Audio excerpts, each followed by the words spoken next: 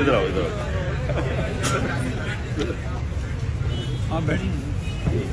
بسم اللہ الرحمن الرحیم.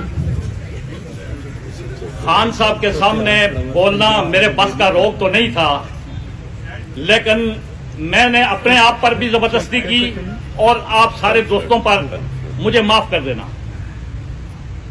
خان صاحب کا رات کو جو سیرت النبی پر خطاب تھا، میلاد رسول پر فاطمہ جناح پارک میں، وہ دلوں کے اندر جانے والا خطاب تھا.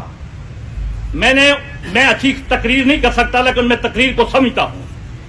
خان صاحب کا جو اقوام متحدہ والا خطاب تھا وہ امت مسلمہ کے اندر چلا گیا ہے، وہ باہر نہیں نکلے گا. ابھی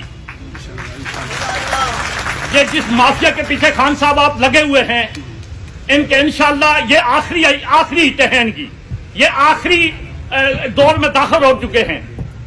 جب کوئی حرام خور مرتا ہے تو وہ تھوڑی سی دیر لگاتا ہے.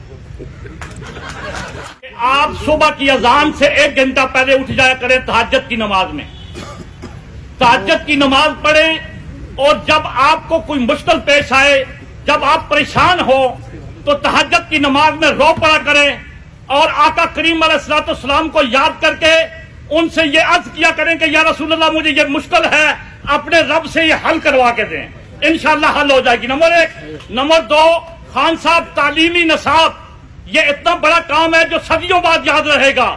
تعلیمی نصاب جہاں جہاں پر آپ کے پاس حکومت ہے، تعلیمی نصاب کم از کم میٹرک تک 1 کر کے جائیں اس دنیا سے. اور دوسری بات، تھانہ اور کچہری یہ اگر ٹھیک ہو جائیں تو خان صاحب پورا پاکستان تو آپ کے ساتھ ہے، ہم سب آپ کے ساتھ ہیں. جس لین پر آپ جا رہے ہیں اللہ کریم آپ کو کامیاب کرے گا، اور ہم سب آپ کے ساتھ کھڑے ہیں.